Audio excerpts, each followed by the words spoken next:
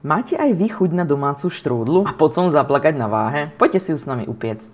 Začíname kváskom, mlieko, cukor, droždie. Presné množstva nájdete v popise. Prikryjeme fóliou a necháme ho vzísť. Do misy hádžeme všetky suché aj mokré ingrediencie, presné množstva, kúk dole do popisu. Na záver prichádza náš hrdina, kvások. Keď cesto spracujeme, necháme ho nakysnúť pri pokojovej teplote, približne 3/4 hodiny až hodinu. Medzi tým sa môžete pohádať, kto pôjde umyť riad. Na plnku si nastrúhame jablká, ideálne bez vlastných prstov, pridáme škoricový, vanilkový cukor a mletú škoricu.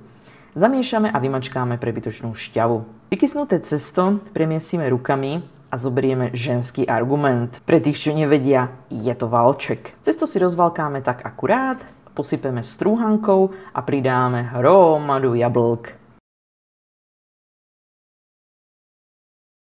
My sme prihodili aj sušené hrozienka, ktoré jeme pri každej príležitosti. Nakoniec ešte trochu práškového cukru navrch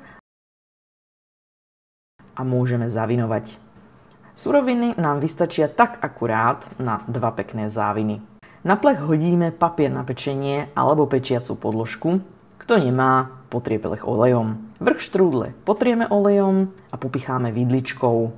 Štrúdlu, nie partnera, a šup s tým do rúry. 160 stupňov, asi 30 minút. Ešte teplú ju potrieme rozpusteným maslom a ak vydržíme, necháme vychladnúť a zasypeme práškovým cukrom. Odoženieme všetkých okolo, ktorí už chcú koštovať a ide sa krájať so slinou v ústach.